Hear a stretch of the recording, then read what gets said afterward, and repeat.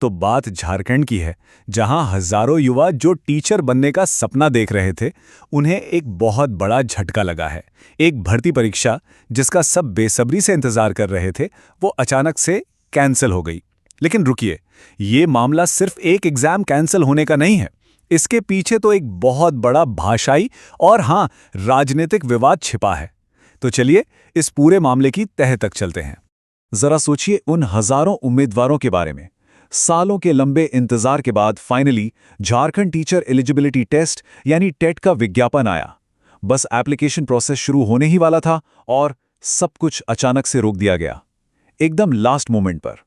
तो अब सवाल ये उठता है कि भाई गड़बड़ हुई तो हुई कहां? एक इतनी जरूरी परीक्षा जिसके लिए लोग न जाने कब से इंतजार कर रहे थे, उसे अचानक से क्यों रोकना पड़ा? जवाब छिपा है भाषाओं की एक लिस्ट में। तो इस पूरे मामले की जड़ में है एक लैंग्वेज का विवाद। समझिए, ये कहानी है दो लिस्ट की। एक लिस्ट में वो भाषाएं थी जिन्हें एग्जाम में शामिल किया गया और दूसरी लिस्ट में वो थी जिन्हें बाहर कर दिया गया। और बस यही फैसला सारे फसाद की जड़ बन गया। और इस विवाद में जो विरोधाभास है वो देखिए।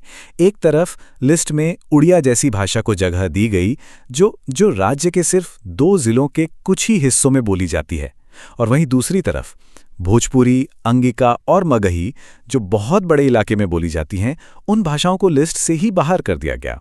और देखिए, ये कोई छोटा मोटा मामला नहीं है। जिन भाषाओं को बाहर रखा गया वो राज्य के 10 से भी ज्यादा जिलों में बोली जाती हैं।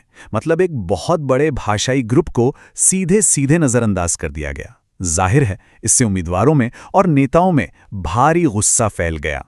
लोगों का गुस्सा और उनकी निराशा इसलिए भी ज्यादा है क्योंकि ये इंतजार बहुत लंबा था। सच कहें तो टीचर्स की भर्ती का सपना देख रही एक पूरी की पूरी पीढ़ी का सपना सालों से बस अटका हुआ था।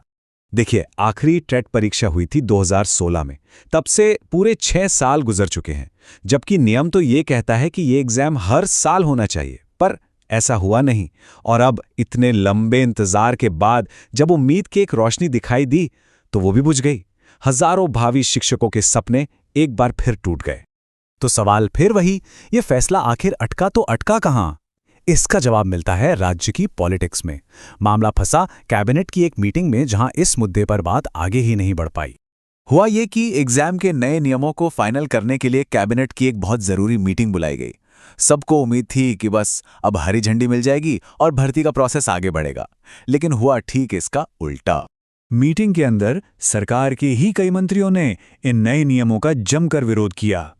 उनकी सबसे बड़ी आपत्ति वही थी कि भाई भोजपुरी, मगही और अंगिका जैसी भाषाओं को लिस्ट से बाहर क्यों रखा गया। खूब बहस हुई, लेकिन कोई सहमति नहीं बन पाई। नतीजा, प्रस्ताव को होल्ड पर डाल दिया गया और परीक्षा कैंसिल हो गई। तो ठीक है, एग्जाम अब कैंसिल हो चुका है, उम्मीदवार निराश हैं। अब सवाल ये है कि आगे क्या होगा। भविष्य अभी भले ही साफ ना हो, लेकिन हाँ, एक समाधान जरूर सामने रखा गया है। जो सॉल्यूशन सुझाया गया है वो बिल्कुल सीधा और साफ है। ये कि जो मौजूदा नियम है उनमें बदलाव किया जाए। एक ऐसा बदलाव जिससे उन भाषाओं को भी लिस्ट में शामिल किया जा सके जिन्हें पहले बाहर कर दिया गया था, ताकि ये पूरा विवाद ही खत्म हो जाए। इस प्रोसेस में 2 मेन स्टेप्स होंगे। पहला कदम, सरकार को नियमों में ऑफिशियली बदलाव करके भोजपुरी, मगही और अंगिका को जोड़ना होगा। और दूसरा कदम, जैसे ही नियम बदल जाएं, एक नया एग्जाम का विज्ञापन निकालना होगा ताकि एप्लीकेशन प्रोसेस फिर से शुरू हो सके।